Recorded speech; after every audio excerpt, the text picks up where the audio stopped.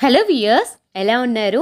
మీరందరూ ఆనందంగా ఉండాలి అని మనస్ఫూర్తిగా కోరుకుంటూ welcome back to our channel. నేను మీ ఆంధ్ర అమ్మాయిని. ఇవాళ వీడియోలో మన వియర్స్ అందరికీ పసుపుతో వారాహి అమ్మవారిని చేయమని విజయ్ గారు అయితే కామెంట్ చేశారు.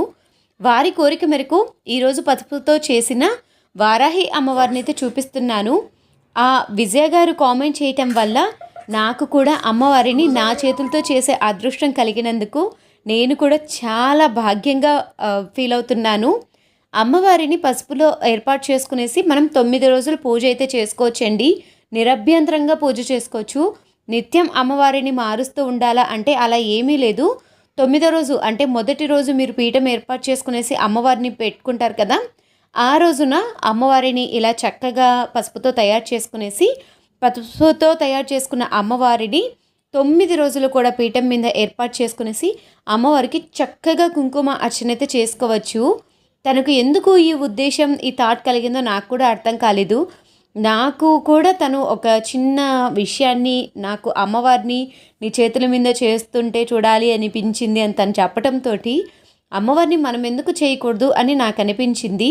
ఏదో నాకు వచ్చినట్లుగా అమ్మవారు నా చేతితో చేయించినట్లుగా నేనైతే ఇలా చక్కగా వారాహి అమ్మవారిని అయితే చేస్తున్నాను.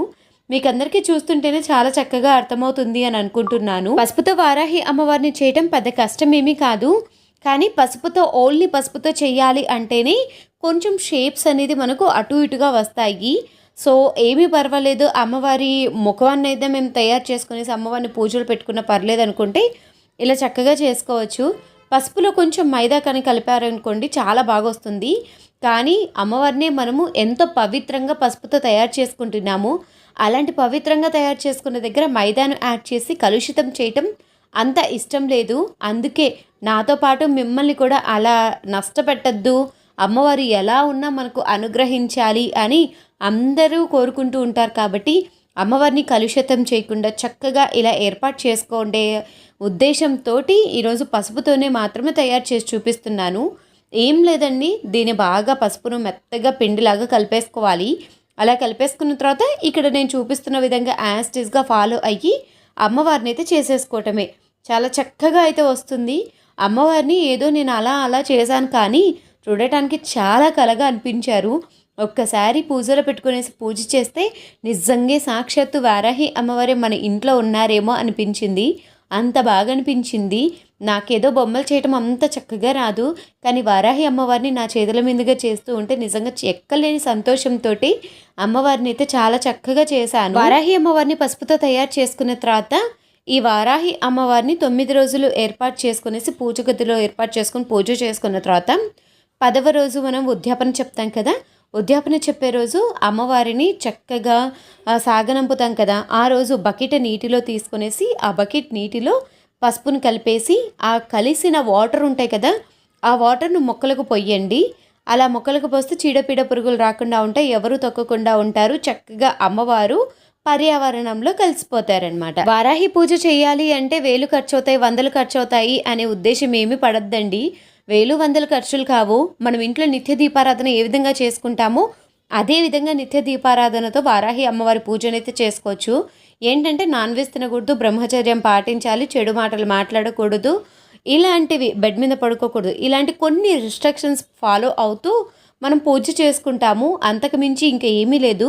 వరాహి పూజ అంటేనే అయ్యో అంత పెద్ద పూజ మేము చేయలేము అని అనుకోవద్దండి.